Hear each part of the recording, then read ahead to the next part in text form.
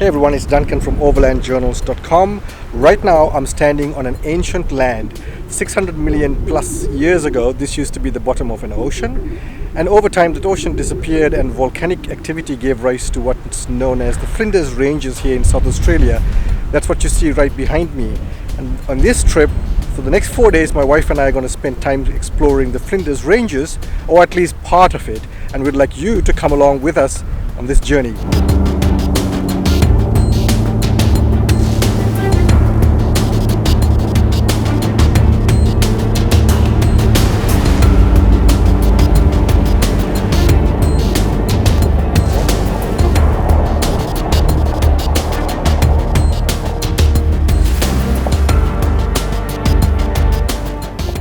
So here we are at Rawnsley Park. This is going to be our home for the next 4 days. It's one of the many pastoral stations that's opened up to tourism in the Flinders Ranges. So this will be base for us, and from here we'll discover as much of the Flinders as we possibly can over the next 4 days.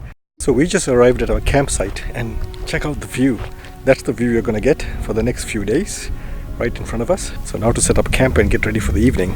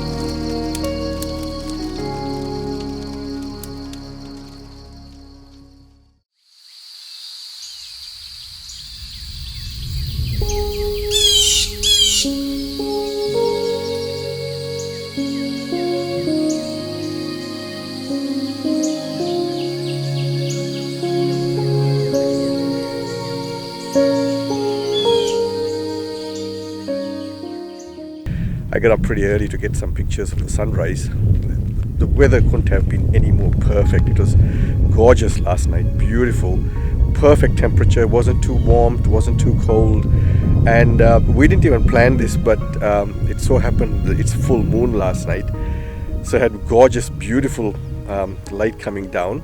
So the idea today is to have breakfast and then go and do one of these 4x4 trails, which is within the Rawnsley Park property. So I believe it's about a 60 or 70 kilometer loop, and there are certain stretches which can be done in a four-wheel drive as well as an all-wheel drive vehicle, and then there's another track or another loop which is purely just for four-wheel drives only, where you need low range. So the idea is to do that, but before that we need to have some breakfast.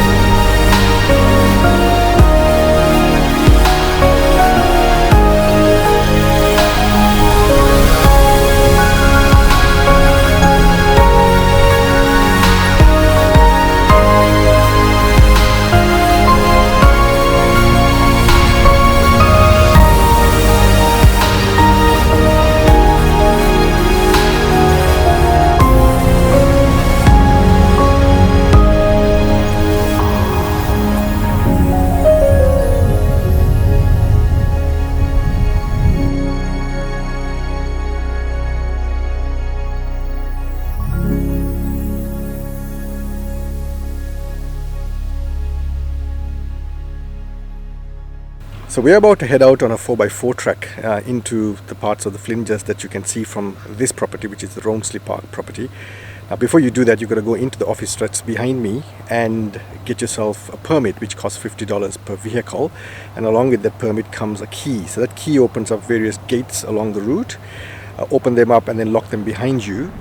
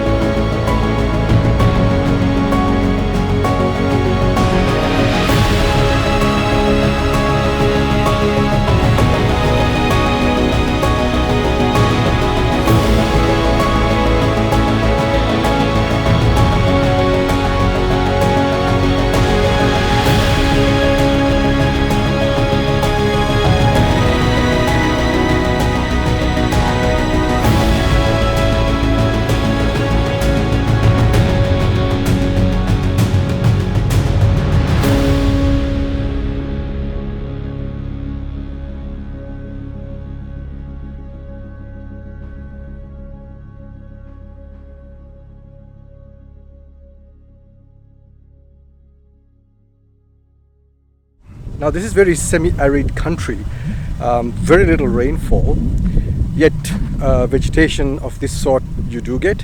And on this 4x4 track, what I really love is every now and then the vegetation changes, and these are all plants, trees, shrubs that has adopted to these climatic conditions, and it's beautiful, it's breathtaking. So at the back you get the ranges still sort of going around us, and then at the same time you get this beautiful vegetation that keeps changing from time to time. So it's a really interesting, challenging in terms of 4x4, but as well as in scenery, it's beautiful and breathtaking.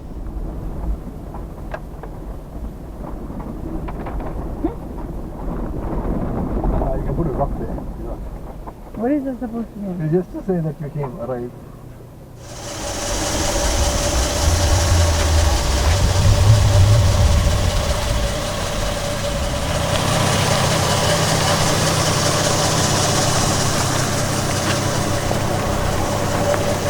Now when you get to Rawnsley Park office to get the permit to get on this four-wheel drive track, they give you one of these, and this has got plenty of information about what to expect and what to see along the way on this track. And it's numbered, so basically what they do is, so there's your map, and then maps numbered right through, it's all numbered. And if you refer to the back of the pamphlet, it tells you the significance of each point. Now, so for example, right now where we are, right here, and I'll read it out to you, it's point number 10 on the map, and it says Jim Gelling Camp. Jim Gelling Camp, and this is where, And there, Jim Gelling was a scientist, and he and his team used to come here quite regularly. And he used to camp when he gets here. And what they would really do is search the edges of the Chance Range for various fossils. Now, where we are right now, we are about the earth I'm standing on, the ground that I'm standing on, is about 542 to 635 million years old, and it used to be once upon a time the bottom of a seabed or sea floor, and they still find fossils of jellyfish, sea slugs, sea stars, and worm-like organisms. So there you go. So it's really interesting, and if you're into that sort of thing, you need to take your time. They say you can do this trek in 3.5 hours.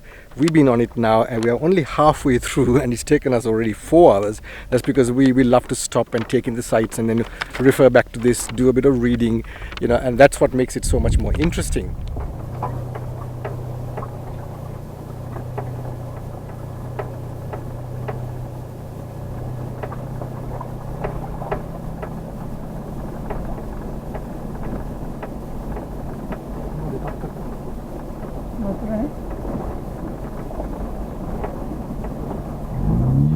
Now, one of the things I love about this trek and this area is how the landscape and the surfaces keep changing. Now, right here, if you look right down here, and what you get is a totally different surface that we are driving on compared to what we were driving on before.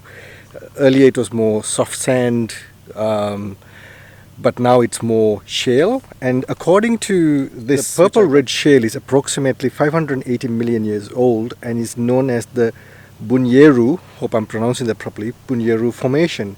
It's more nutrient rich soil, which makes the growth for pine trees and other vegetation much easier. So that's why if you look around me, look at right over there, for example, the pine trees. There's pine trees over there, there's river red gums over there, and look at this over here. Look at this. This is just beautiful. And the amazing thing is, it's almost as if it was machine cut.